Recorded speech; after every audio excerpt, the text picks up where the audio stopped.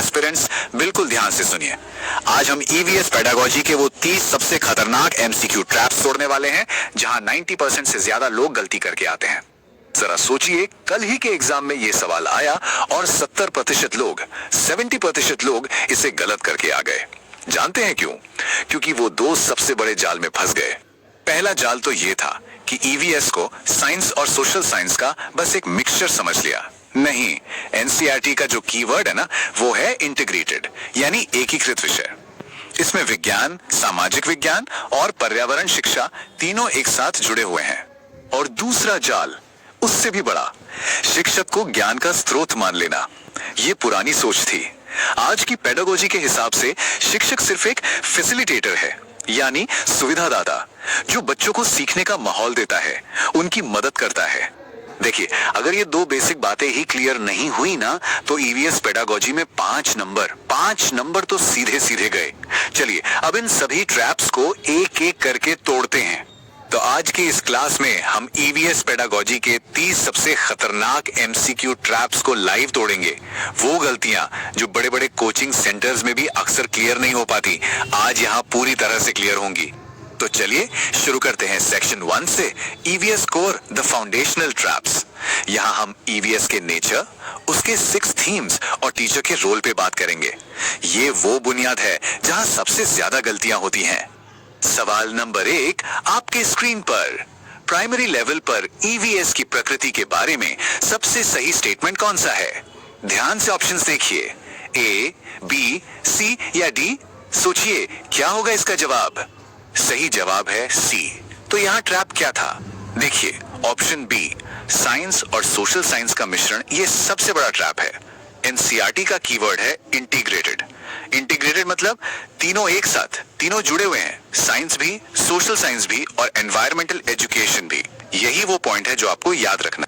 अब आते हैं ईवीएस के 6 थीम्स पर, और सुनिए, इनका सीक्वेंस, इनका क्रम बहुत जरूरी है। इसे एक बच्चे की कहानी की तरह याद रखिए। सबसे पहले बच्चा कहाँ आता है? अपने परिवार और दोस्तों के बीच। फिर उसे जिंदा रहने के लिए क्या चाहिए? बिल्कुल, भोजन और पानी। फिर सर छुपाने के लिए एक आवास यानी घर। जब ये सब मिल जाता है तभी तो वो बाहर निकलेगा, यात्रा करेगा और आखिर में अपने अनुभव से चीजें बनाएगा। ये सीक्वेंस ही अपने आप में एक सवाल है, भूलना मत। तो चलिए इसी कॉन्सेप्ट पर एक सवाल देखते हैं। इनमें से कौन सा एनसीईआरटी ईवीएस का मुख्य थीम नहीं है? फूड, प्लान्स, शेल्टर या things we make and do? बड़ा कॉमन ट्रैप क्वेश्चन है ये। तो यहां गलती कहां होती है?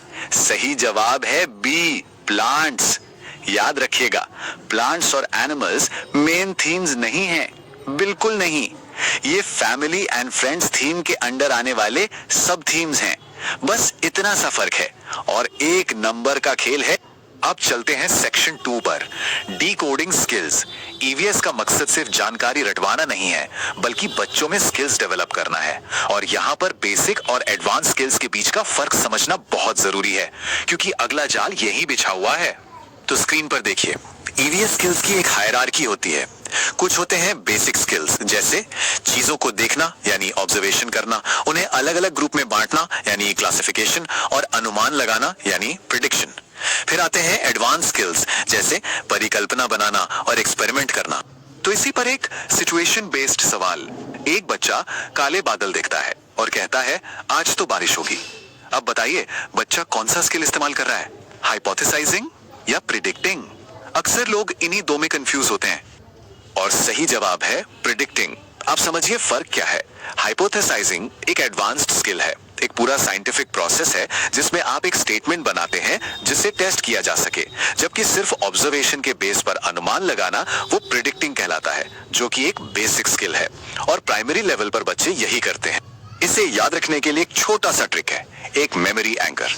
बेसिक स्किल्स यानी OMP, O से ऑब्जर्व, M से मेजर और P से प्रिडिक्ट। OMP, simple. ठीक है, अब आते हैं हमारे तीसरे और आखिरी बड़े सेक्शन पर, क्लासरूम स्ट्रैटेजी। यहां हम समझेंगे कि TLM यानी टीचिंग एड्स का सही इस्तेमाल क्या है और इवैल्यूएशन मतलब जांच का असली मकसद क्या है। सवाल नंबर 10, ध्यान से। ईवीएस में इवैल्यूएशन का प्राइमरी ऑब्जेक्टिव यानी मूल उद्देश्य क्या होना चाहिए? बच्चों को पास फेल करना, रैंक बताना, सीखने की प्रक्रिया में सुधार करना या पेरेंट्स से शिकायत करना? सोच कर जवाब दीजिएगा। तो यहां जो सबसे बड़ा ट्रैप है वो ये सोचना है कि इवैल्यूएशन का मतलब है जजमेंट पास करना, फैसला सुनाना।